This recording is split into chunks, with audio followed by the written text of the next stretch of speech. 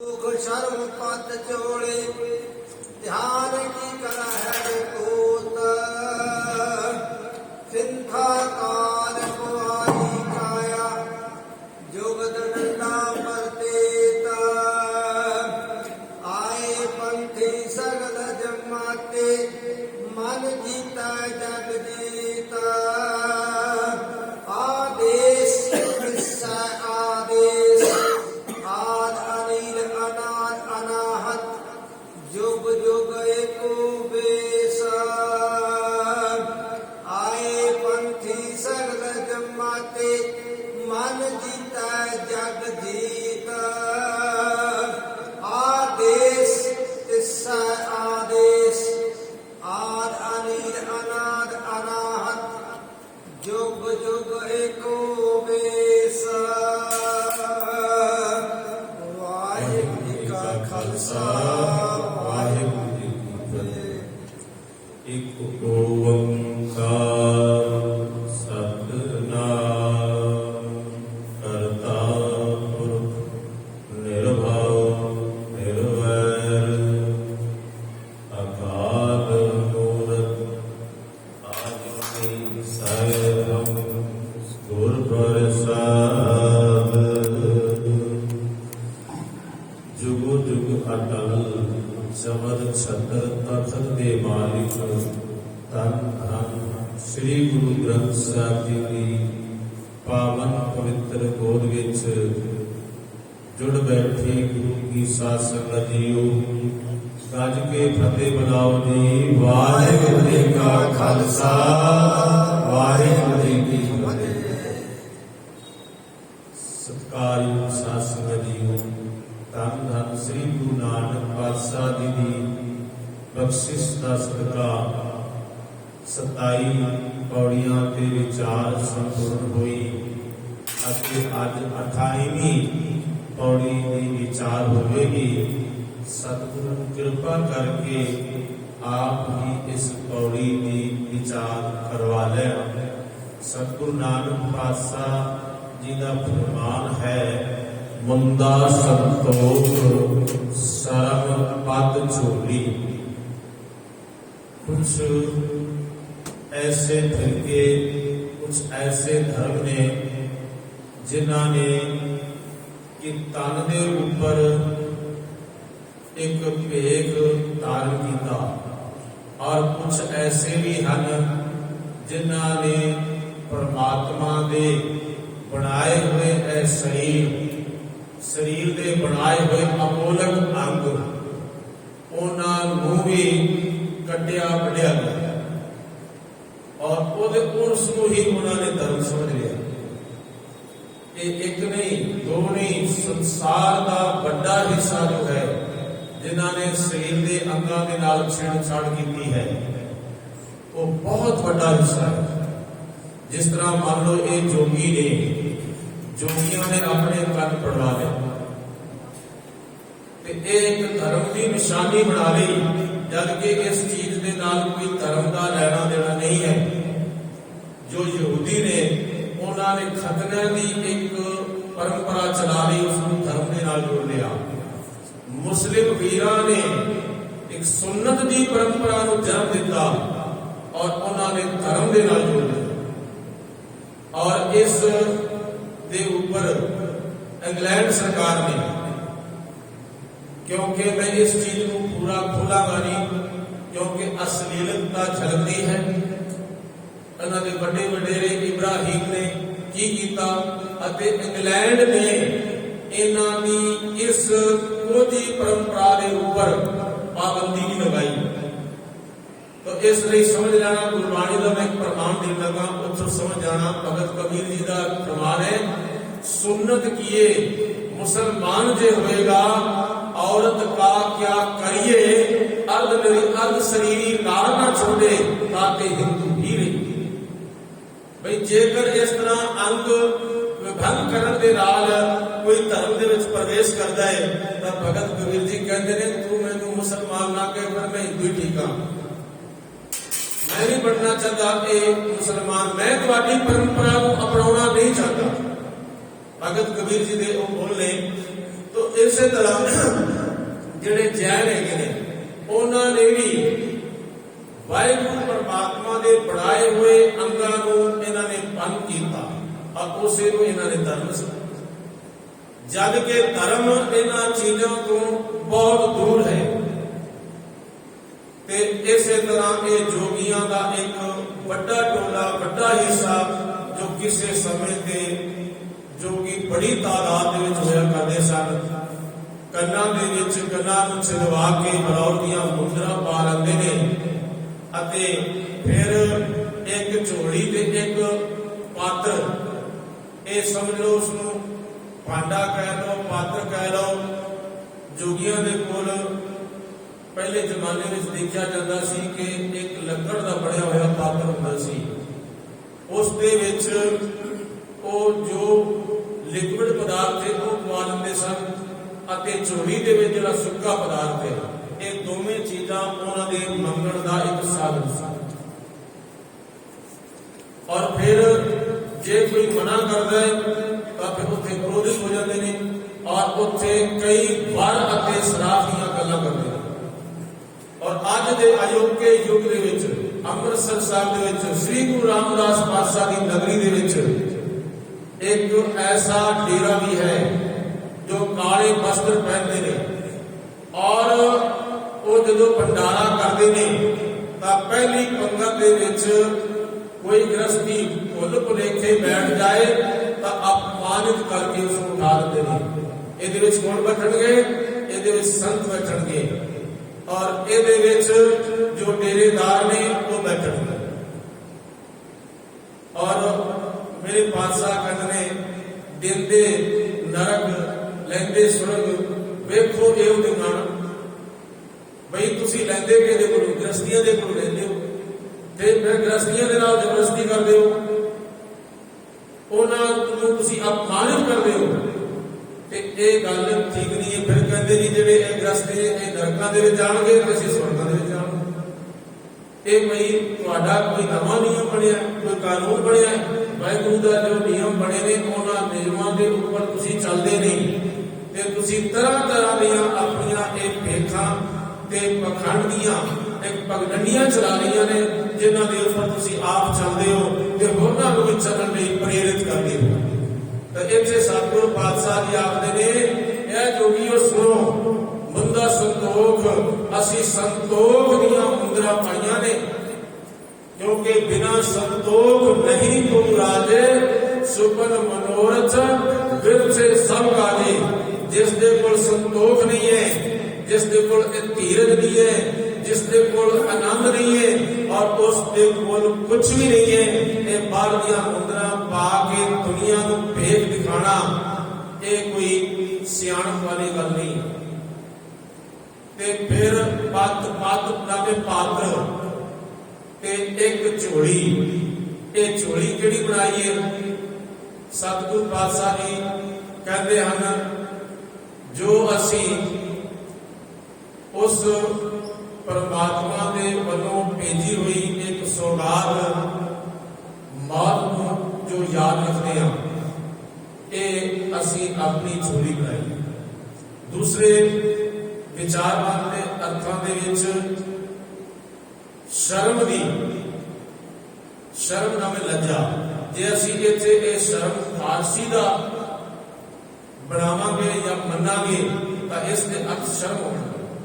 ਜੇ ਅਸੀਂ ਸੰਸਕ੍ਰਿਤ ਦਾ ਸ਼ਰਮ ਰੱਖਾਂਗੇ ਤਾਂ ਫਿਰ ਉਸ ਦਾ ਅਰਥ ਹੋਣਗੇ ਪਰਾਕਰਮ ਕਰਨਾ, ਮਿਹਨਤ ਕਰਨਾ, ਉਦਮ ਕਰਨਾ, ਪਰ ਇੱਥੇ ਫਾਰਸੀ ਦਾ ਸ਼ਬਦ ਹੈ।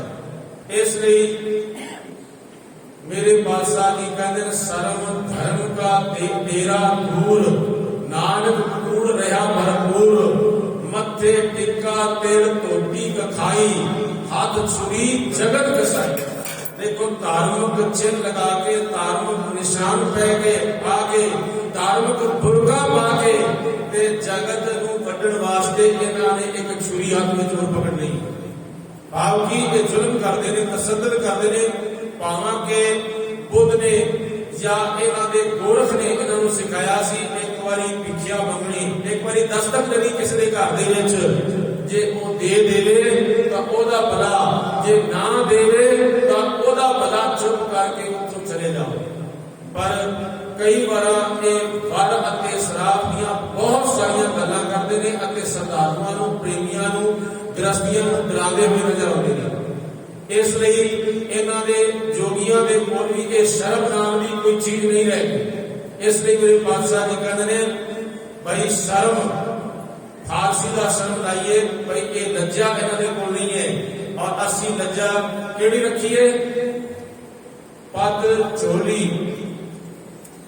तुसी तां अपने कोल पात्र ते एक चोली रखी है, पर साडे कोल शर्म दी पग ते एक चोली है। धर्म दा शर्म दा ही पग बर्तन है अते शर्म दी ही साडे कोल एक चोली है जो असी अपने नाल बनी हुई है। ते इसलिए धार्मिक बंदे कोल ये जरूरी चाहिए है कि उहदे कोल शर्म भी होवे, उहदे कोल लज्जा भी होवे। ये ना होवे कि एवें जो मुंह आए वो बोली जाए। ते ध्यान की करे विभूत, विभूति जो अपने शरीर के ऊपर फिर ये स्वाह मान लेंदे ने। सतगुरु नानक पातशाह कहते ने असा ना वाहिगुरु परमात्मा के चरणों में जो अपने ध्यान को टिकाया है, ये अपने शरीर के ऊपर विभूति बनी है। बाहर के जड़े जोगी ने अंतर अगन, बाहर तन स्वाहा, गल पाथर, कैसे करे अथा। ये स्वाह मान लेंदे ने ते नाल पत्थर होर मान लेंदे ने।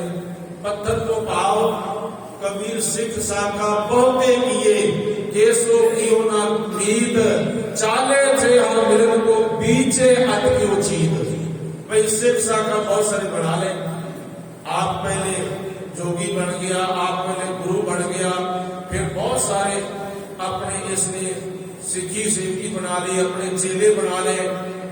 ये मान लो उन्हें अपने गले दे विच एक पत्थर होर बन लिया, पार बन लिया। एक बार गुरु हरगोबिंद साहब जी लंघ रहे सन, एक भारी अजगर जो गुरु साहब जी वाल आ रहा सी, ते सिक्खा ने बेनती की पातशाह देखो अजगर आ रहे हैं। ते सतगुरां ने क्या आण दो। जदों वो अजगर नेड़े आया तो की देखिया, उहदे तन ते जख्म ने ते उन्हां जख्मां दे विच कीड़े फिरदे पए ने। ते सतगुरां ने किरपा दृष्टि की। इतिहास कहता है कि उन्होंने चरण छुआए ते ओदी मुक्ति हुई।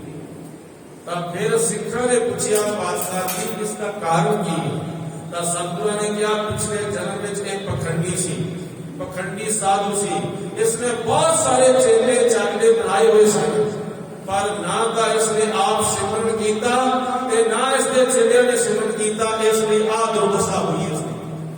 जिहड़े सिख सेवक इसके सन बने हुए, जो इसके चेले बने हुए सन, वो कीड़े मकौड़े बन के इहदे कोलों हिसाब ले रहे। इसलिए अधूरा जिहड़ा गुरु बनता है और जिहड़े अधूरे गुरु के चेले बनते हैं, उन्हां दा आ हसर। कदी भी अधूरे को अपना गुरु ना बनाइए, और कदी भी वो जिहड़ा पखंडी है वो इस तरह का पखंड ना करना। गुरु हरगोबिंद साहब जी बैठे सन कि एक जोगी आ गया जिसने अपने शरीर के ऊपर स्वाह बनी हुई सी। ते उसनूं भाई सुथरा साहब ने पूछा, पढ़िया लोका मेरा नाम की है? वो कहता जी मेरा नाम है शीतल दास शीतल। ते 2 मिनट बाद नाले के ओदे पिंडे के ऊपर एक चूड़ी मार दी ते नाल कहते पढ़िया लोका भई साधु संत महात्मा जी मैं तुहाडा नाम भुल गया, तुहाडा नाम की है? फिर उसने दसिया दोबारा मेरा नाम शीतल दास शीतल है। 2 मिनट चुप रहे। तीसरी बार उन्होंने फिर हल्की दी चूड़ी मारी ते पूछा कि ए साधु जी तेरा नाम की? मैं भूल गया। उन्हें वट के चपेट मारी ओदे मुंह के ऊपर। ते उस वेले कहता समझ आई कि नहीं आई? कहने लगा जी मैनू समझ आ गई। मैं कहता सी इत्थे स्वाह लगी है, जिथे स्वाह होगी उत्थे अग जरूर होगी। ਇੱਥੇ ਤੇ ਅੱਗ ਦੇ ਭਾਂਬੜ ਵੱਜਦੇ ਪਏ ਨੇ, ਤੂੰ ਸੀਤਲ ਨਹੀਂ ਹੈ, ਤੇਰੇ ਅੰਦਰ ਅੱਗ ਹੈ। ਮੈਂ ਇਸ ਵਾਸਤੇ ਤੈਨੂੰ ਦੇਖ ਰਿਹਾ ਸੀ ਕਿ ਤੇਰਾ ਨਾਮ ਸੀਤਲ ਹੈ ਔਰ ਤੂੰ ਆਪਣੇ ਨਾਮ ਦੇ ਪਿਛੇਤਰ ਵੀ ਸੀਤਲ लगाया है, तू कितना ठंडा है, मैं तो आई देख रहा ਸੀ। पर ऊपर सवाल आइए कि अंदर तेरी आग भरी, अंतर अगर अंदर जरिए तेरी आग भरी। एक पुस्तक है हिमालयों के संतों के संग, डॉक्टर स्वामी जी ने कोई किताब लिखी है। वो कहते ने कि एक ऐसा संत सी जो पिंड के लोग उसकी पूजा करते सन ते लोग ਉਹਦੇ ਕੋਲ ਆਉਂਦੇ ਸਨ। ਤਾਂ ਇੱਕ ਦਿਨ ਪਿੰਡ ਦੇ ਲੋਕਾਂ ਨੇ ਕਿਹਾ ਕਿ ਪਹਾੜ ਦੀ ਗੁਫਾ ਦੇ ਵਿੱਚ ਨਾ ਸਾਧੂ ਹੈ ਬੈਠਾ ਹੋਇਆ, ਤਪ ਕਰਦਾ, ਬੜੀ ਦੁਨੀਆ ਜਾਂਦੀ ਉਹਦੇ ਕੋਲ, ਉਹ ਮੂੰਹ ਵਿੱਚੋਂ ਅੱਗ ਕੱਢਦੇ ਤੇ ਚਲੀਏ ਆਪਾਂ ਉਹਨੂੰ ਮਿਲਣ ਵਾਸਤੇ। ਉਹਨਾਂ ਨੇ ਝੱਟ ਕਹਿ ਦਿੱਤਾ ਚਲੋ। ਤਾਂ ਫਿਰ ਉਹਨਾਂ ਨੇ ਸੋਚਿਆ ਵੀ ਸਾਡੇ ਇਸ ਗੁਰੂ ਨੇ ਹਾਂ ਕਰ ਲਈਏ, ਉਹ ਵੱਡਾ ਹੋਣਾ। ਚਲੇ ਗਏ, ਉੱਥੇ ਗਏ ਤਾਂ ਉਸ ਜਿਹੜਾ ਕੰਦਰਾਂ ਦੇ ਵਿੱਚ ਬੈਠਾ ਸੀ ਉਸਨੇ ਉੱਠ ਕੇ ਉਸਨੂੰ ਮੱਥਾ ਟੇਕਿਆ। ਫਿਰ ਉਹਨਾਂ ਸੋਚਿਆ ਸਰਦਾਰਾਂ ਨੇ ਕਿ ਸਾਡੇ ਗੁਰੂ ਦੇ ਵਿੱਚ ਕੋਈ ਖੂਬੀਆਂ ਨੇ, ਤਾਂ ਹੀ ਤਾਂ ਇਸ ਨੇ ਉੱਠ ਕੇ ਮੱਥਾ ਟੇਕਿਆ, ਕੋਈ ਨਾ ਕੋਈ ਗੱਲ ਤਾਂ ਹੈ। ਫਿਰ ਜਦੋਂ ਵਿਚਾਰ ਚੱਲਦਿਆਂ ਹੋਇਆਂ ਪਿੰਡ ਦੇ ਵਿੱਚੋਂ ਗਏ ਹੋਏ ਜਿਹੜਾ ਸਾਧੂ ਸੀ ਉਸਨੇ ਪੁੱਛ ਲਿਆ ਕਿ ਬਈ ਇਹ ਅੱਗ ਕੱਢਦਿਆਂ ਤੈਨੂੰ ਕਿੰਨੇ ਸਾਲ ਹੋ ਗਏ ਨੇ, ਮੂੰਹ ਵਿੱਚੋਂ ਅੱਗ ਕੱਢਦੇ ਹੋਇਆ। ਕਹਿਣ ਲੱਗਾ ਜੀ ਮੈਨੂੰ 20 ਸਾਲ ਹੋ ਗਏ ਨੇ।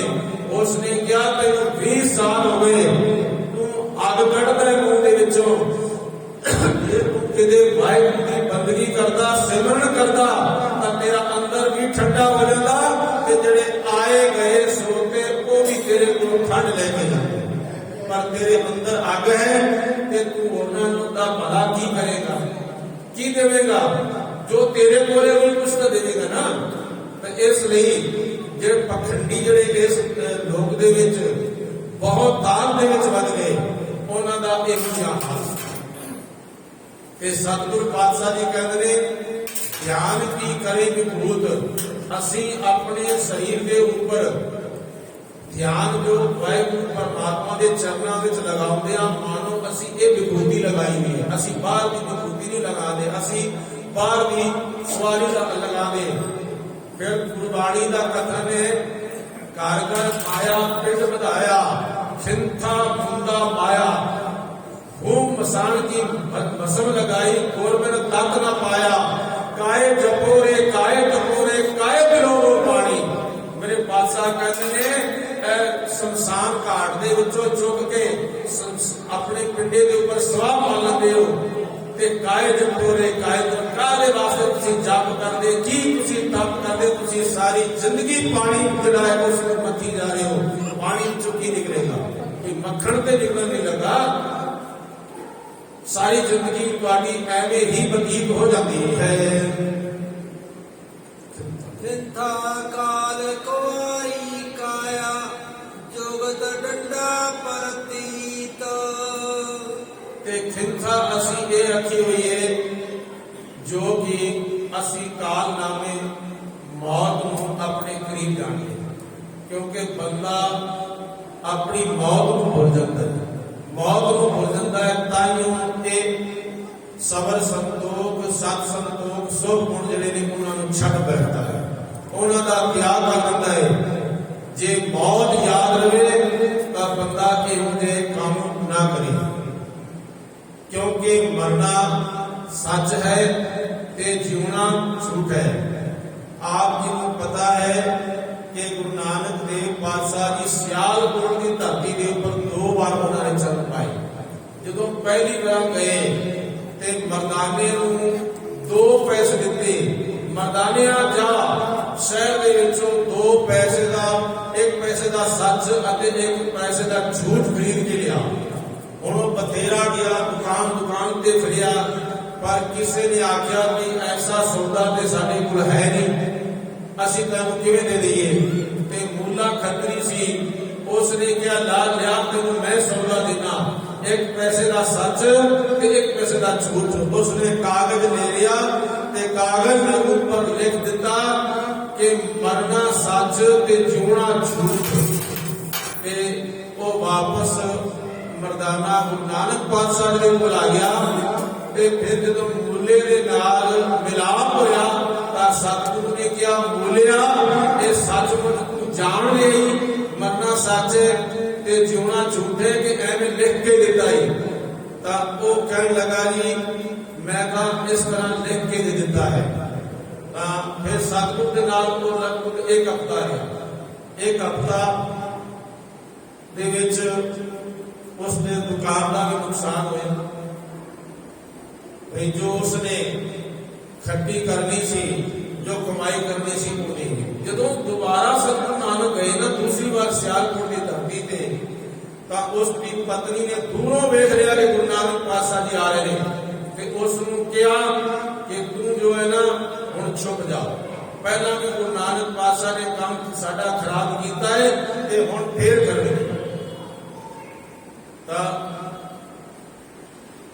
एक शायद आपकी भाषा मीरा कहते हैं जिससे जिथे पाथियां पसदे ने ते उन्होंने इकट्ठिया करके एक समूह इकट्ठ खड़ा कर लेंदे ने, उसनू मीरा ही कहते हैं।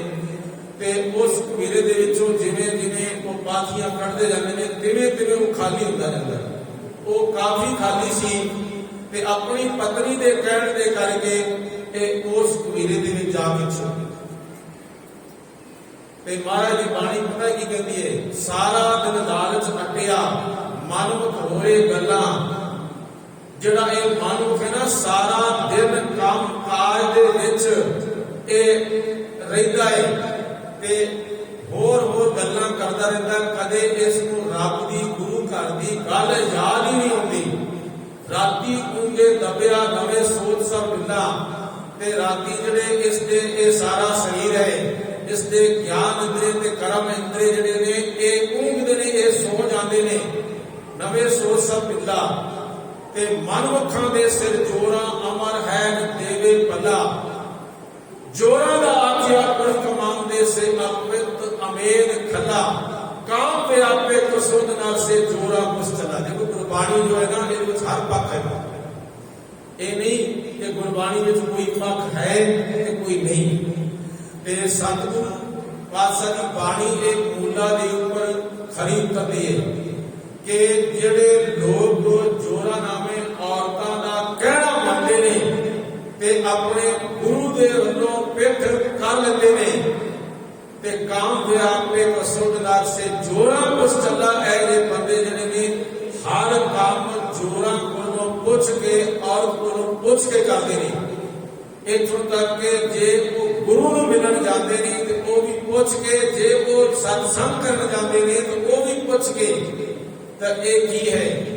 मेरे साहिब कहते ने काम व्यापे कसुद नाल से जोरा पुछ चला। इस तरह वो पुछ के चलते ने। एक नवाब के प्रति भाई कान सिंह नाभा ने लिखा है कि उसकी पत्नी ने कहा कि मैनू ना जिहड़े दरिया दे विच डुबदे हुए बंदे बड़े चंगे लगदे ने, ये दृश्य मैनू दिखा जरा। तो उसने एक बेड़ी भरी, वो बेड़ी लिया के उन्हें विचकार डुबो दी ते उसकी घरवाली देख के बड़ा खुश हुई। हुण ये मूर्खां वाले दृश्य ने, ये मूर्खां वाले काम ने। तो इसलिए इहो जी अवस्था ते जिहड़े मुल्क पहुंचते ने वो भी अंधे ने, और जिहड़ियां बीबियां भैणां मातावां इस तरह की सिक्ख्या लैंदियां ने वो भी गुरु घर दे नालों टुटियां। सतगुरु नानक पातशाह जदों ज्ञान की गल करते हैं ना तो उदों सारे पक्ष पूरदे ने, किसी का लिहाज नहीं करते। तो इसलिए सतगुरु पातशाह जी कहते हैं कि मूलिया तू भाई मरना सच नहीं जानिया। और गुरु नानक पातशाह उस दर पे पहुंचते ने तो उसकी पत्नी को कहते ने कि मूले नूं कहो गुरु नानक आए ने। ते अगों मूले की पत्नी कहती है पातशाह वो ते इत्थे है नहीं, गए हुए नहीं। दोबारा फिर सतगुरु कहते ने कि बीबी भैन जी तुसी उस मूले को भेज दो, साडा कोई उस नाल काम है। दूसरी बार भी मना कर दिता, तीसरी बार भी मना कर दिता, ते फिर सतगुरु पातशाह दे मुखड़े तो सुभावक निकलिया फिर नहीं होनी। एक गल सतगुरु ने कही ते चले गए। ते उस वेले उस घेरे दे विचों सप निकलिया, उसने उसनूं डंग मार लिया ते उसकी मौत हो गई। हुण देखो इत्थे भाई साहब भाई गुरदास जी दी एक पौड़ी अते एक शब्द गुरु अंगद देव जी दा। पहला गुरु अमरदास जी का एक शब्द असीं आप नाल साझा करदे हां, जे को मुक्ति देव होवे फिर सतगुर मुक्त ना पावे, पावे मुक्त ना हो जे कोई पुछो बेगियां जाए, अनेक दूरी भ्रम आवे फिर सतगुर मुक्त ना पाए। सतगुरां तो बगैर कभी भी मुक्ति नहीं मिलती, और जेड़ा गुरु तो बेमुख हो जाता है उस दुनिया का सब तो बड़ा पापी है। हुण असीं भाई गुरदास जी को पुछ लेंदे हां, वो कहते ने ब्राह्मण गाई वंश घात अपराध करारे, पी मन जुआ खेलते जोहन पर नारे, मोन पराई लक्ष्मी ठग चोर चगारे, विश्वास घाती अकिरत गण पापी हत्यारे, लख करोड़ी जोड़िए अनगिनत अंधियारे, इक्कत नोए ना पुजनी बेगम गुरद्वारे। उन्होंने पुरातन ख्यालातां नूं विच परोया है और अखीरली पंक्ति विच उन्होंने सिद्धांत दस्सिया है। वो कहते ने ब्राह्मण गाई, क्योंकि पुरातन ख्यालां दे विच ब्राह्मण नूं मारना ते गां नूं मारना ये सब नालों वड्डा पाप है। ब्राह्मण गाई वंश घात अपराध करारे, करारे का मतलब बड़े तगड़े पाप ने, बड़े जुल्म ने। ब्राह्मण गाई वंश घात अपराध करारे, पी मद जुआ खेलते, जेड़े मद नामे शराब पी के फिर जुआ खेलते ने, ते जुआ खेड़दियां वो सब कुछ नष्ट कर देंगे ने। जिन्हें पांडवां ने सब कुछ नष्ट किया ना, और जदों उसका सारा राज चला गया और उसने महल विच गए, अखीर पे उन्होंने अपनी जिहड़ी पत्नी सी ना उन्होंने भी दाव ते लगाता, वो भी जुए ते हार दी। पर कमाल की गल है, उसनूं कहंदे ने कि धर्म पुत्र युधिष्ठिर, जे इहो जे धर्म पुत्र युधिष्ठिर हुंदे ਹਨ ਤਾਂ अधर्म कौन होता है? अधर्म होर की हुंदा है, पाप होर की हुंदा है? भाई गुरदास जी कहते हैं पी मत जुआ खेलते जोहन पर नारे, मोन पराई लक्ष्मी ठग चोर चगारे, पराए धन दे वाल हमेशा नजर रखनी, पराए तन वाल हमेशा नजर रखनी, ते वल छल करके ते अनेक प्रकार दीयां ठगियां करनियां, विश्वासघाती अकिरत गण, फिर किसी दे नाल विश्वासघात करना, किसी नूं पहले अपने विश्वास विच लैना, फिर ਉਹਦੇ ਨਾਲ विश्वासघात कर देना, ਉਹਦੇ ਨਾਲ धोखा कर देना, ਉਹਦੇ ਨਾਲ छल कर देना। फिर भाई गुरदास जी कहते ने मैं उन्हां पापां नूं गिण नहीं सकदा, हुण तुसीं आपे गिण लिया जे, लख करोड़ी जोड़िए अनगिनत अंधियारे, लखां करोड़ां पापां नूं इकट्ठियां कर लो, ते जे कर उन्हां पापां नूं इकट्ठा करके ते एक पाप जिहड़ा गुरु तो बेमुख होना, सारे पापों नाल बड़ा पाप है। इसलिए अज को यह ध्यान दे लेना कि अपने गुरु तो बेमुख नहीं होना, चाहे कितना भी साडे सामने मुसीबत आ जाए, जे गुरु तो बेमुख हो गए तो जगत का सारा पाप जो है सानू आके मिलेगा। सासंग जी यह गुरबाणी जो है ये सारी अकाल पुरख की उपमा है, और सत्ते बलवंत की वार ਅਤੇ ਜਿਹੜੇ ਆ ਸਵਈਏ ਨੇ ਇਹ ਸਾਰੀ ਦੀ ਸਾਰੀ ਗੁਰੂ ਉਪਮਾ ਹੈ। ਭਾਈ ਨੰਦ ਲਾਲ ਦੀ ਰਚਨਾ, ਭਾਈ ਗੁਰਦਾਸ ਜੀ ਦੀ ਰਚਨਾ, ਇਹਨਾਂ ਦੇ ਵਿੱਚ ਬਹੁਤ ਸਾਰੀ ਗੁਰੂ ਉਪਮਾ ਦੇ ਵਿੱਚ ਉਚਾਰਨ ਕੀਤੀ ਹੋਈ ਹੈ।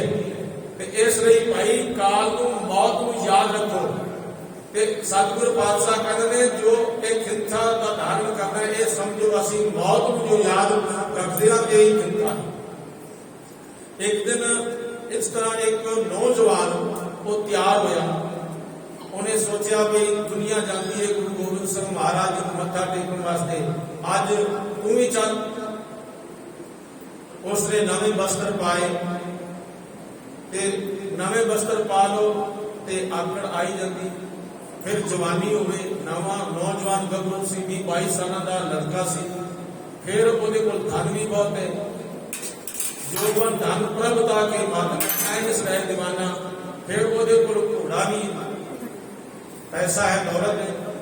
ਜਦੋਂ ਉੱਥੇ ਗਿਆ ਤਾਂ ਉਹਨੇ ਸੋਚਿਆ ਵੀ ਗੁਰੂ ਗੋਬਿੰਦ ਸਿੰਘ ਸਾਹਿਬ ਦਾ ਕੋਈ ਇਸ ਤਰ੍ਹਾਂ ਦੇ ਹੋਣਗੇ ਫਿਰ ਜਿਵੇਂ ਆ ਜੋਗੀ ਹੁੰਦੇ ਨਾ, ਇਹਨਾਂ ਦਾ ਤਨ ਸੁੱਕ ਜਾਂਦਾ ਹੈ, ਚੱਲ ਕੇ ਫਿਰ ਕੇ ਮੰਗ ਕੇ, ਕਿਧਰੋਂ ਮਿਲਿਆ ਕਿਧਰੋਂ ਨਾ ਮਿਲਿਆ, ਬੇਸਬਰੀ ਬਣੀ ਰਹਿਣੀ, ਹਮੇਸ਼ਾ ਚਿੰਤਾ ਬਣੀ ਰਹਿਣੀ ਕਿ ਭਾਈ ਪਤਾ ਨਹੀਂ ਅੰਨ ਜਲ ਦਾ ਪ੍ਰਬੰਧ ਹੋਵੇਗਾ ਨਹੀਂ ਹੋਵੇਗਾ।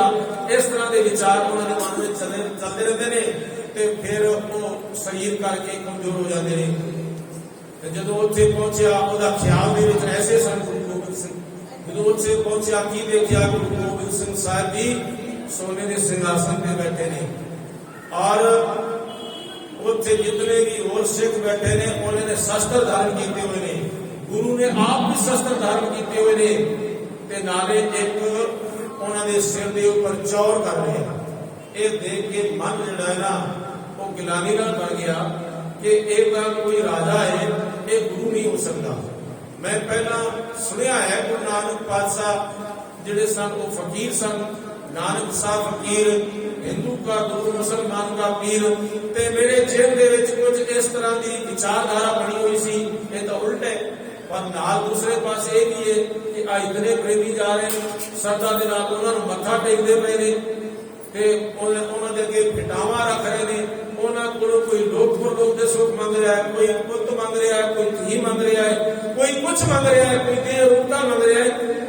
भाई जे तू आया है चल कोई गल नहीं, मत्था तू भी टेक चल। ਜਦੋਂ ਉੱਥੇ ਜਾ ਕੇ ਉਸਨੇ ਮੱਥਾ ਟੇਕਿਆ ਤੇ ਮੇਰੇ ਸਤਿਗੁਰੂ ਪਾਤਸ਼ਾਹ ਜੀ ਕਹਿੰਦੇ ਨੇ ਕਪੂਰਿਆ ਐਵੇਂ ਕਿਉਂ ਸੀਸ ਨਵਾਈ ਜਾਂਦੇ ਨੇ। ਮਹਾਰਾਜ ਦੀ ਬਾਣੀ ਵੀ ਕਹਿੰਦੀ ਨਾ ਸੀਸ ਨਵਾਏ ਕਿਆ ਕੀਏ ਜਾ ਹਿਰਦੇ ਕਸੂਦੇ ਜਾਏ। ਭਾਈ ਉਸ ਸੀਸ ਨਿਵਾਣ ਨਾਲ ਕੀ ਹੈ, ਜੇ ਹਿਰਦਾ ਸਾਫ਼ ਨਹੀਂ ਹੈ ਤਾਂ ਮੱਥਾ ਟੇਕਣ ਦਾ ਕੀ ਫਾਇਦਾ ਹੈ। ਤੇਰੇ ਹਿਰਦੇ ਵਿੱਚ ਤਾਂ ਕੁਝ ਹੋਰ ਵਿਚਾਰ ਚੱਲ ਰਹੇ ਨੇ। कहने लगा जी मेरा नाम तुहानू किहने दस्सिया तां सतगुरु गुरु गोबिंद सिंह महाराज जी कहते ने तेरे सुनेहा तां सानू उदों ही मिल गया सी जदों तू घरों चलिया सी। कहने लगा जी भाई मैं घोड़े ते आया ते पहली गल तां मैं किसी नूं दस्सिया कोई नहीं। जे मान लो किसी नूं कोई अनुभव होया होवे तां मेरे तो तेज होर कौन इत्थे आ गया होवे। फिकरां दे विच पै गया, सोचां दे विच पै गया।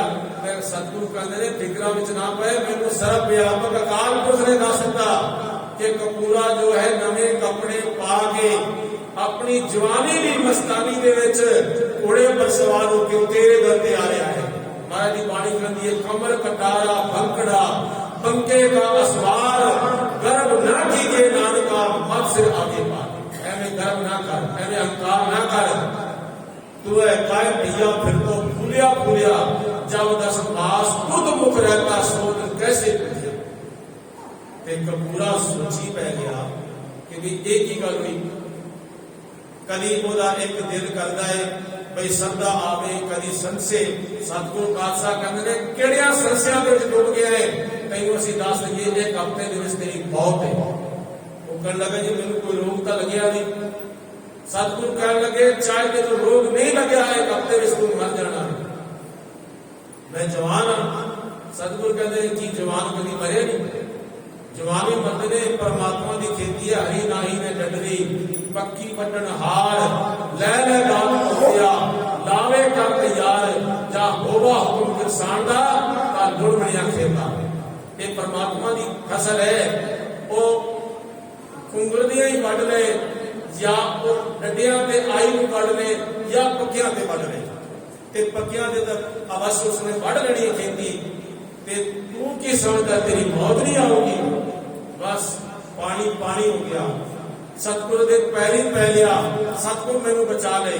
बस सतगुरु ने क्या भाई मेरा से इसनूं ले जाओ ते जो ये खांदा है इसको खवाओ, जो जे ये कपड़े पहनदा है इसको पहनाओ, जिधर ये सैर करने जाना चाहता है उधर इसको सैर करो, इसके मन की हर ख्वाहिश पूरी कर दो। तब उसे भाई दया सिंह जी लै गए ते कहने लगे भाई दस की खाएगा। बस एक कोई मुंह ढिल गया है, कुछ नहीं जी। कि क्यों जो वस्त्र पहनेगा नहीं जी, सैर करने चलेगा नहीं जी। बस मौत से ऊपर दस्ती पई है कि मौत एक हफ्ते दे विच आके मैनूं मार देगी। बस मरण तो पहला कर दिया। जब हफ्ता होया ना तो सतगुरु गुरु गोबिंद सिंह महाराज जी उत्थे चले गए, दौड़ के रुदन करने हुए गुरु गोबिंद सिंह महाराज के चरणों के विच आके गिर गया। उस वेले सतगुरु पातशाह जी कहने लगे, हुण तू नहीं मरदा, हुण तू नहीं मरदा, क्योंकि तेरे अंदर एक गुरु का प्यार जग गया है। इस हफ्ते दे विच केवल गुरु गुरु उसने जपिया सी, आख्या मैनू गुरु बचा ले, मैनू गुरु बचा ले। तो गुरु गोबिंद सिंह महाराज कहते हैं तेरे गुरु ने बचा लिया है, हुण तू नहीं मरन लगा। बोले सोनिहाल सत श्री अकाल। इस तरह जग मरण न पाया, नित आप मुकाया, मर जम पकड़े ले जाए जियो। जग नूं मरना नहीं चंगा लगता, ते मरण तो अपने आप नूं एक बंदा छुपाउंदा है कि मौत तो मैं किवें बच जावां। बस ये इसके मन दे विच हमेशा ख्यालात रहंदे ने, चाहे वो बच्चा होवे, जवान होवे या बुढ़ा होवे। भाई साहब भाई नंदलाल जी कहते ने, ई उमरे गिराम आया गनीमत शुमर आखिर, मां सुबेरा भी दिन के वो शाम अदा। भाई नंदलाल जी कहते ने, आज तू गनीमत समझ, तेनू परमात्मा वालों एक जीवन बड़ा अमोलक मिलिया, तेनू तोहफा मिलिया है। और इस मनुखा जन्म दे विच तू उठ के सेवा कर ले ते सिमरन कर ले, क्योंकि गुर सेवा ते भगत कमाई, तब यह मानस देही पाई। इस देही को सिमरे देव, सो देही भज हर की सेव। भजो गोविंद भूल मत जाओ, मानस जन्म का आई। यही राह है, मनुख तेनू सेवा ते सिमरन वास्ते परमात्मा ने बनाया है। ते जोगिया ने की किया, जोगी सेवा ही कराते ने, दर दर जाके भिक्षा मंगते ने, वो किसी की सेवा करते ने, किसी की सेवा नहीं करते, सगों शराब देते ने, धमकियां देते ने। ते एक इस अमोलक जो गुरु की सेवा, उस सेवा नालों ते वो पहले टुट गए। रही गल सिमरन की, वो जंगलों के विच जाके कंदरां दे विच बैठ के, पहाड़ां ते बैठ के उन्हां दा मन की टिकिया, एक खिल नहीं भी टिकिया। तजो ग्रस्त भया बनवासी, एक खिन मनुआ टिके ना टिकैया, एक खिन मात्र भी उन्हां दा मन टिकिया। मन डोलदा है, क्योंकि मन लोभी मन लालची, मन चंचल मन चोर, इसके मते न लागिए पलक पलक में हो। ये राजा भरतरी चला गया सी, अपना राज भाग छड़ गया कि मैं परमात्मा की भक्ति करांगा। ये भी उन्होंने जोगियां दे विच शामिल हो गया सी।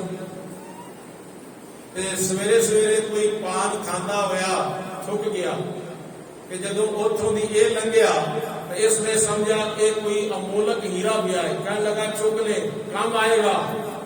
जदों इसने उस हीरा जान के चुकिया, इसका हाथ भर गया, तो उदों इसने अपने मन को लानता पाइया। रतन जड़त मंदर तजे, अर सखियन के साथ, रेमण धोखे लाल के, दियो पीक में हाथ। ऐ धोखे देने वाले मना, तू किथे आगे चलिया है? तू अब इतने अमोलक हीरे जवाहरात, महल माड़िया मंदिर और नौकर चाकर सब छड़ गए हैं, पर आज किथे आगे चलिया? एक मन की हालत है। इसलिए सतगुरु पातशाह जी कहते हैं, भाई मौत को याद रख, जिसनों मौत भुल गई उसनों परमात्मा भुल गया। भाई वीर सिंह जी कहते हैं, रही वास्ते खत समय ने एक ना मन्नी, मैं फड़ फड़ रही तरीक, समय खिसकाई कन्नी, तिखे अपने वेग गया तब बन्नो बन्नी, किवें ना सकी रोग, अदच लाई पन्नी। वो अजे संभाले समय नूं कर सबल उडंदा जांदा, ते खैर जाज नहीं जानदा, लंघ गया ना मुड़ गया। याद रखना, इस समय नूं कोई रोकना चाहे, समा नहीं रुकता। समा जो है अपनी चाल हमेशा चलता है, रात भी चलता है। कोई बंदा सो जाए तो आके भी समा रुक गया नहीं, वो रात भी चलता है, दिन भी चलता है, हर पैर चलता है, हर घड़ी चलता है, हर वक्त चलता है। उस समय को कोई नहीं रोक सकता। इसलिए क्या है काल करंता अबे काल अब करता सोए काल पाछे कछु ना होएगो जो सिर पर आवे काल।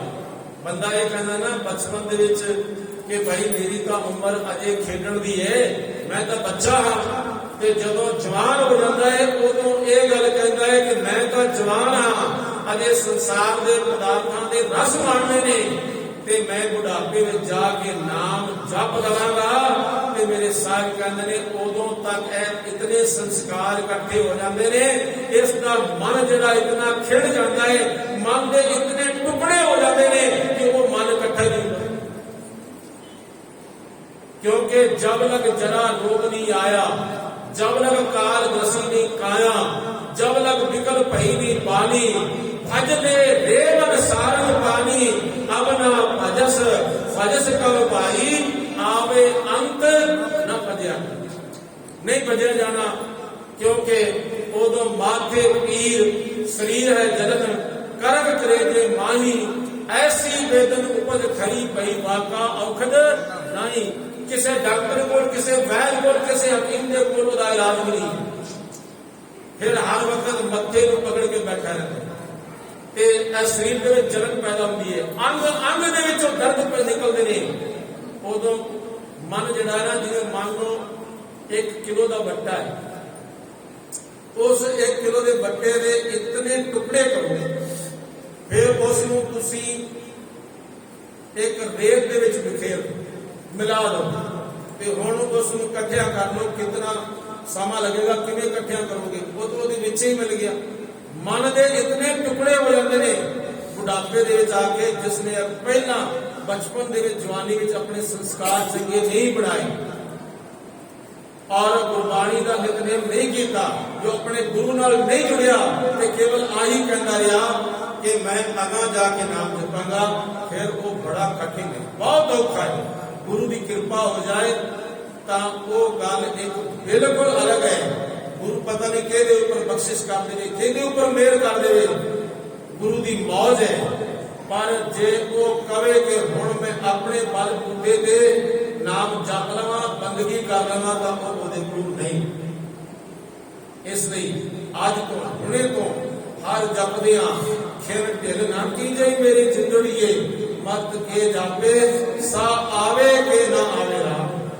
एक कोई पता नहीं अगला सा आना है या नहीं आना, इसलिए भाई तू मौत को याद रख, ते वाहिगुरू का नाम तू जपदा चल।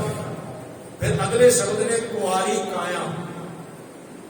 ये जिहड़ी काया है ना, वो क्योंकि जिहड़े जोगी ने चले जाते हैं, वो कहते ने असी हुण काया तो कोई विकार नहीं उत्पन्न होने दे। वो तो गल वखरी है। मेरे साहब कहते ने कान फिराए हिराए टूका, घर घर मांगे तृप्तामन ते चूका। भाई आ कान जिहड़े ने पड़वा ले ते घर घर मंगदा है, मन उहदा टिकदा नहीं, मन जिहड़ा खिन खिन दे विच उड़ जाता है। ते सतगुरु पातशाह जी कहते ने असल विच कुआरी काया ये है कि इस शरीर को विषया विकारां तो बचा ले। जिन्हें बाबा फरीद जी ने किया है, फरीदा तन सुक्का पिंजर थिया, तनिया खुंडे काग, अजे सो राम ना बाहड़ो देख बंदे के बाद। भाई भगत फरीद जी कहते ने यह तन सुख गया है, पिंजर हो गया है, बिल्कुल कमजोर हो गया। तन सुक्का पिंजर थिया पर तनिया खुंडे काग, अजे भी विषय विकारां दे जिहड़े कान है ना, वो ठूंगे मारते ने और चंगे चंगे पदार्थ खाण दे ठूंगे बजते ने। बुढ़ापे विच भी आके तन सुक्का पिंजर थिया, पर उन्हां ना तां पदार्थां को खाण की शक्ति है ते ना पचाण की शक्ति है, ते विकार जिहड़े ने इस उम्र दे विच भी ठूंगे मारते ने। फरीदा तन सुक्का पिंजर थिया, तनिया खुंडे काग, पर वेख अजे सो रब ना बावड़ियो देख बंदे की बात। कागा क्रंद डोलिया सगला माया खाया मास, ए दोई नैन मत छो फिर देखण की आस। कहते ने इन्हां विषयां विकारां ने ना शुभ गुण सारे खा ले, सारे शरीर दे विच, हुण शरीर दे विच की रह गया, बाकी अवगुण रह गए। ਗੁਣ ਤਾਂ ਇਹਨਾਂ ਕਾਮ ਕ੍ਰੋਧ ਲੋਭ ਮੋਹ ਹੰਕਾਰ ਨੇ ਖਾ ਲਏ। ਹੁਣ ਬਾਕੀ ਬਚਿਆ ਕੀ ਹੈ? ਗੁਣ ਤਾਂ ਰਹੇ ਨਹੀਂ, ਔਗਣੀ ਬਚੇ ਨਾ। ਇਸ ਲਈ ਕਹਿੰਦੇ ਨੇ ਕਾਗਾ ਕਰਮ ਡੰਡੋਲਿਆ ਸਗਲਾ ਖਾਇਆ ਮਾਸ, ਇਹ ਦੋਏ ਨੈਣੋ ਮਤ ਛੋਹ। ਫਿਰ ਦੇਖਣ ਦੀ ਆਸ, ਮੈਨੂੰ ਅਜੇ ਪਰਮਾਤਮਾ ਨੂੰ ਦੇਖਣ ਦੀ ਆਸ ਹੈ। ਆ ਮੇਰੀਆਂ ਅੱਖਾਂ ਨੂੰ ਨਾ ਛੂਹੋ, ਮੇਰੀ ਅੱਖਾਂ ਦੇ ਵਿੱਚ ਮੈਲ ਨਾ ਆਵੇ, ਔਰ ਮੈਂ ਆਸ ਇਹਨਾਂ ਅੱਖਾਂ ਦੇ ਨਾਲ ਆਪਣੇ ਵਾਹਿਗੁਰੂ ਦਾ ਦੀਦਾਰ ਦੇਖ ਸਕਾਂ। ਇਹ ਬਲਬਲੇ ਨੇ ਭਗਤ ਦੇ ਅੰਦਰ ਦੇ। ਹਾਲਾਂਕਿ ਉਹ ਭਗਤ ਪਹੁੰਚੇ ਹੋਏ ਨੇ, ਉਹ ਤਾਂ ਸਾਡੀ ਅਵਸਥਾ ਬਿਆਨ ਕਰ ਰਹੇ ਨਾ, ਆਪਣੇ ਉੱਪਰ ਗੱਲ ਲੈ ਕੇ ਉਹ ਸਾਡੀ ਅਵਸਥਾ ਬਿਆਨ ਕਰਦੇ ਮੇਰੇ ਭਗਤ ਜੀ। ਉਹ ਭਗਤ ਜੀ ਪਹੁੰਚੇ ਨੇ ਤਾਂ ਉਹਨਾਂ ਦੀ ਬਾਣੀ ਨੂੰ ਗੁਰੂ ਗ੍ਰੰਥ ਸਾਹਿਬ ਦੇ ਵਿੱਚ ਦਰਜ ਹੋਣ ਦਾ ਮਾਣ ਪ੍ਰਾਪਤ ਹੈ। ਜਿਵੇਂ ਗੁਰੂ ਨਾਨਕ ਪਾਤਸ਼ਾਹ ਜੀ ਕਹਿੰਦੇ ਨੇ, ਹਮ ਨਹੀਂ ਚੰਗੇ ਬੁਰਾ ਨਹੀਂ ਕੋਈ, ਇਹ ਉਹਨਾਂ ਦੀ ਇੱਕ ਪਰਮ ਅਵਸਥਾ ਹੈ। ਪਰ ਸਾਡੇ ਜੈਸਾ ਜਿਹੜਾ ਅਧੂਰਾ ਬੰਦਾ ਹੈ, ਉਹ ਕਹਿੰਦਾ ਮੈਂ ਚੰਗਾ ਹਾਂ ਤੇ ਹੋਰ ਸਾਰੀ ਦੁਨੀਆ ਮਾੜੀ ਹੈ। ਬਸ ਇੱਥੋਂ ਦਰਅਸਲ ਭਗਤਾਂ ਦੀ ਜ਼ਿੰਦਗੀ ਇੱਥੋਂ ਸ਼ੁਰੂ ਹੁੰਦੀ ਹੈ, ਇੱਥੋਂ ਆਗਾ, ਪਰ ਸਾਡੀ ਇੱਥੇ ਖਤਮ ਹੋ ਜਾਂਦੀ। ਕਾਗਾ ਚੂਨ ਨਾ ਪਿੰਜਰਾ ਬਸੇ ਤਾਂ ਉਧਰ ਜਾਏ, ਜਿਤ ਪਿੰਜਰੇ ਮੇਰਾ ਸੌ ਵਸੇ ਮਾਸ ਨਾ ਕਿਤੂ ਖਾਏ। ਇਹ ਭਗਤ ਫਰੀਦ ਜੀ ਨੇ 3 ਸ਼ਲੋਕ ਇੱਕੋ ਜਿਹੇ ਰਲਦੇ ਮਿਲਦੇ ਉਚਾਰਨ ਕੀਤੇ ਨੇ। ਕਾਗਾ ਚੂੜ ਨਾ ਪਿੰਜਰਾ ਮੇਰੇ ਇਸ ਸਰੀਰ ਰੂਪੇ ਪਿੰਜਰ ਦੇ ਵਿੱਚੋਂ ਨਾ ਚੂੜ ਮੈਨੂੰ, ਮੇਰੇ ਗੁਣ ਨਾ ਖਾ, ਮੇਰੇ ਅੰਦਰ ਅਵਗਣ ਨਾ ਮਾਰ। ਜੇ ਤੂੰ ਵਸਦਾ ਪਿਆ ਤਾਂ ਉੱਡ ਜਾ ਇੱਥੋਂ, ਇਹ ਵਿਕਾਰੋਂ ਉੱਡ ਜਾਓ। ਤੇ ਜੇ ਤੁਸੀਂ ਉੱਡੋਗੇ ਤਾਂ ਮੇਰਾ ਅਕਾਲ ਪੁਰਖ ਵਾਹਿਗੁਰੂ ਪਰਮਾਤਮਾ ਦੇ ਨਾਲ ਮਿਲਾਪ ਹੋਵੇਗਾ। ਤੇ ਸਤਿਗੁਰੂ ਪਾਤਸ਼ਾਹ ਜੀ ਕਹਿੰਦੇ ਨੇ, ਅਸੀਂ ਆਪਣੇ ਇਸ ਕਾਇਆ ਸਰੀਰ ਨੂੰ ਇਸ ਤਰ੍ਹਾਂ ਕੁਆਰਿਆ ਰੱਖਿਆ, ਪਾਪੀ ਵਿਸਿਆ ਵਿਕਾਰਾਂ ਨੂੰ ਨੇੜੇ ਨਹੀਂ ਆਉਣ ਦਿੱਤਾ। ਫਿਰ ਅੱਗੇ ਮੇਰੇ ਸਾਹਿਬ ਕਹਿੰਦੇ ਨੇ, ਜੁਗਤ ਡੰਡਾ ਪ੍ਰਤੀਤ, ਜਿਹੜੀ ਵਾਹਿਗੁਰੂ ਪਰਮਾਤਮਾ ਦੇ ਨਾਲ ਜੁੜਨ ਦੀ ਜੁਗਤੀ ਹੈ ਨਾ, ਇਹ ਸਾਡੇ ਕੋਲ ਡੰਡਾ, ਜੋਗੀਆਂ ਕੋਲ ਡੰਡਾ ਵੀ ਹੁੰਦਾ ਹੈ ਨਾ, ਤੇ ਇਹ ਸਾਡੇ ਕੋਲ ਇੱਕ ਜੁੜਨ ਦੀ ਜੋ ਜੁਗਤੀ ਹੈ, ਅਸੀਂ ਵਾਹਿਗੁਰੂ ਦੇ ਨਾਲ ਜੁੜੇ ਹੋਏ ਹਾਂ। ਉਹ ਤਾਂ ਹੀ ਤਾਂ ਕਹਿੰਦੇ ਨੇ ਬਈ, ਉਠਤ ਬੈਠਤ ਸੋਵਤ ਧਿਆਈਏ, ਮਾਰਗ ਚਲਤ ਹਰੇ ਹਰ ਗਏ। ਉੱਠਦਿਆਂ ਬੈਠਦਿਆਂ ਸੁੱਤਿਆਂ ਜਾਗਦਿਆਂ, ਉਠਤ ਬੈਠਤ ਸੋਵਤ ਨਾਮ ਕਹੋ ਨਾਨਕ ਜਨ ਕੇ ਸਦਕਾ। ਕੰਮਕਾਰ ਕੋਈ ਵੀ ਹੋਵੇ, ਕੋਈ ਖੇਤਾਂ ਵਿੱਚ ਹਲ ਵਾਹ ਰਿਹਾ ਹੈ, ਕੋਈ ਬਿਜ਼ਨਸ ਕਰ ਰਿਹਾ ਹੈ, ਕੋਈ ਦੁਕਾਨਦਾਰੀ ਕਰ ਰਿਹਾ ਹੈ, ਕੋਈ ਰਾਹ ਦੇ ਵਿੱਚ ਚੱਲ ਰਿਹਾ ਹੈ, ਉਹ ਨਾਲ ਨਾਲ ਬਾਣੀ ਪੜ੍ਹਦਾ ਜਾਏ ਤੇ ਬਾਣੀ ਅੰਦਰ ਵਸ ਜਾਏਗੀ ਤੇ ਅੰਦਰੋਂ ਜਿਹੜੇ ਵਿਕਾਰ ਨੇ ਉਹ ਖਤਮ ਹੋ ਜਾਣਗੇ। ਇੱਕ ਦਿਨ ਉਹ ਪਰਮਾਤਮਾ ਦਾ ਰੂਪ ਹੋ ਜਾਵੇ। ਤੇ ਫਿਰ ਪ੍ਰਤੀਤ, ਇਸ ਪੰਕਤੀ ਦੇ ਅਖੀਰਲੇ ਸ਼ਬਦ ਨੇ ਪ੍ਰਤੀਤ। ਬਿਨ ਪ੍ਰਤੀਤੀ ਜੋ ਕਪੀ ਕੂੜੀ ਕੂੜੀ ਅੱਖੀ ਬੀਟਦੇ, ਉਨਕਾ ਉਤਰ ਜਾਏਗਾ ਝੂਠ ਗੁਮਾਨ। ਆਪਣੇ ਗੁਰੂ ਦੇ ਉੱਪਰ ਭਰੋਸਾ ਹੀ ਨਹੀਂ ਹੈ ਤੇ ਐਵੇਂ ਝੂਠੀ ਝੂਠੀ ਅੱਖਾਂ ਮਿਟੀ ਜਾਂਦੇ ਨੇ ਤੇ ਦੱਸੀ ਜਾ ਰਹੇ ਨੇ ਕਿ ਅਸੀਂ ਤਾਂ ਗੁਰੂ ਨਾਲ ਬੜਾ ਪਿਆਰ ਕਰਦੇ ਹਾਂ। ਇੱਕ ਵਾਰ ਇਸੇ ਤਰ੍ਹਾਂ ਨਾ ਅਨੰਦਪੁਰ ਸਾਹਿਬ ਦੇ ਵਿੱਚ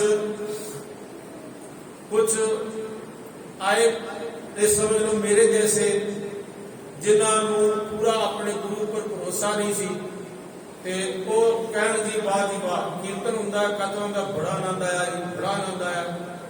ਤੇ ਸਤਿਗੁਰੂ ਕਹਿਣ ਲੱਗੇ, ਜੇ ਆਨੰਦ ਵਾਸਤੇ ਅਸੀਂ ਬੈਠੇ ਹਾਂ ਕੋਈ ਗੱਲ ਨਹੀਂ, ਕੱਲ ਫਿਰ ਕੀਰਤਨ ਹੋਵੇਗਾ, ਸਾਰਾ ਦਿਨ ਹੋਏਗਾ।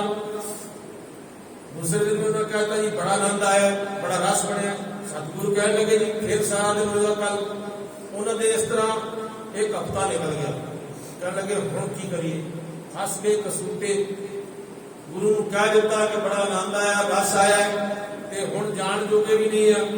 तो उन्होंने एक बहाना बनाया, उन्होंने अपने साथियों के विचों एक नूं समझाया कि भाई तू मर जा, तेरा जनाजा तेरी अर्थी असीं इत्थों कढ के ले जावांगे, सारे नाल जावांगे, तो उत्थों बाहर भज जाओगे, नट जाओगे, गुरु दे कोलों इंज पिछा छुटेगा, एवें तो हुण छुटण नहीं लगा।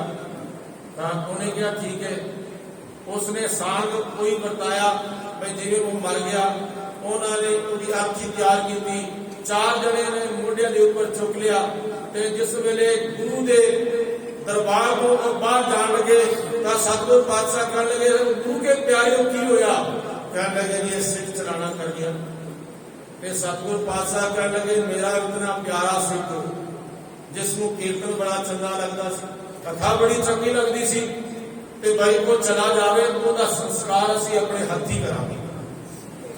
ਚਲੋ ਅਸੀਂ ਵੀ ਚੱਲਦੇ ਹਾਂ ਤੁਹਾਡੇ ਨਾਲ। ਹੋਰ ਵੀ ਜ਼ਿਆਦਾ ਕਸੂਤੇ ਫਸੇ ਪਏ ਹੁਣ ਤਾਂ ਗੁਰੂ ਗੋਬਿੰਦ ਸਿੰਘ ਮਹਾਰਾਜ ਸਾਰਾ ਪਰਦਾ ਸਾਰਾ ਚੁੱਕ ਲੈਣਗੇ। ਜਿਸ ਵੇਲੇ ਉੱਥੇ ਗਏ ਲੱਕੜਾਂ ਇਕੱਠੀਆਂ ਕਰ ਲਈਆਂ, ਚਿਖਾ ਤਿਆਰ ਹੋ ਗਈ ਤੇ ਉਹਨੂੰ ਚਿਖਾ ਦੇ ਉੱਪਰ ਲਟਾ ਦਿੱਤਾ। ਅਖੀਰ ਉਹ ਹਲ ਪਿਆ, ਬੋਲ ਪਿਆ, ਕਹਿਣ ਲੱਗੇ ਮੈਨੂੰ ਜੀਂਦੇ ਨੂੰ ਕਿਉਂ ਮਾਰ ਰਹੇ ਹੋ? ਤਾਂ ਗੁਰੂ ਗੋਬਿੰਦ ਸਿੰਘ ਮਹਾਰਾਜ ਨੇ ਕਿਹਾ ਕਿ ਗੁਰੂ ਦੇ ਨਾਲ ਧੋਖਾ, ਗੁਰੂ ਨਾਲ ਛਲ, ਗੁਰੂ ਨਾਲ ਕਪਟ, बिन प्रतीति कपटी कूड़ी कूड़ी अखी मीटते उनका उतर जाएगा झूठ गुमान। उनका झूठा गुमान जिहड़ा है उतर जाएगा, गुरु घर विच नहीं चलन लगा। इसलिए गुरु के सामने असी चतराइयां लैके ना जाइए, सियाणपा लैके ना जाइए, गुरु के सामने असी सारा कुछ दस दईए। सतगुरु पातशाह साडे अंदर विकार पैदा होते हैं, इन्हां विकारां नूं मेरे पातशाह दूर कर। गुरु अर्जन देव पातशाह जी के पास सिखों ने सवाल किया सी, सतगुरु पातशाह ये दसो कि बई ये साडे अंदरों ये पाप, ये गुनाह, ये कुकर्म किवें घटन? क्योंकि असी बथेरा अपने मन को बस विच करन दी कोशिश करते हैं, फिर भी किधर न किधर गलती हो जाती है। तो सतगुरु ने कहा फिर इस तरह करना, जिहड़ी तुहाडे कोल गलती होवे ना, सारा दिन काम काज करते हैं, कार विहार करते हैं, शाम को आके इत्थे साडे कोल दसना। वो इवें आके दसन लगे, दसदियां एक दिन उन्हां दे विचों ये सारे औगण नठ गए, क्योंकि गुरु नूं दसना पेगा। जे गुरु को छुपाओगे ना तो फिर ये याद रखना ये विषय विकार हो ज्यादा के और ज्यादा तुहाडे उपर प्रभाव पावणगे। इसलिए अपने गुरु तो कभी भी झूठ ना बोलो। अपने गुरु दे अगे तुसीं कल्याण अरदास करदे हो, करो कल्याण अरदास, ਉਹਦੇ ਵਿੱਚ सारा कुछ कहो अपने सतगुरु दे अगे। सतगुरु पातशाह आ मेरा मन बेईमान है, आ मेरे कान जिहड़े मंदिया सुनते, मेरी अखां जिहड़ियां ने इन्हां विच विकार भरे ने, अपने गुरु अगे अरदास करो, दिल खोल के अरदास करो। जे वैद दे कोलों छपाओगे तो फिर याद रखना इलाज नहीं। वैद नूं डॉक्टर नूं ये सारा कुछ दसना पेगा। इसलिए सतगुरु पातशाह के उपर पूरा प्रतीत कर, भरोसा कर। सतगुरु पातशाह ने फरमाते हैं, आए पंथी सगल जमाते मन जीता जग जीत। आई पंथ जिहड़ा है ना, एक सब तो बड़ा जोगियां का फिरका है, सब तो बड़ा एक आई नाम है। ते दरअसल सतगुरु पातशाह जी कहते हैं सगल जमाती, सारियां जमातां नूं, सारियां बिरादरियां नूं, एक बोलो सारी लोकाई नूं जो असी नाल लैके चलते हैं, ये साडा आई पंथ, सब तो बड़ा साडा पंथ ये है। सगली जोत हमारी समया नाना वर्ण अनेकन, कहो नानक सुन भरथर जोगी पार ब्रह्म लिव एकन। भरथरी जोगी नूं क्या है कि भाई साडा सब तो बड़ा योग मत आई है, असी सब नूं नाल ला के चलते हैं, चाहे कोई पापी है, चाहे कोई पुन्नी है, चाहे कोई किसी भी अपने अनुसार किसी जात धर्म के नाल मिलिया है, अपनी बरादरियां के नाल मिलिया है, टुकड़े टुकड़े होकर मिलिया है।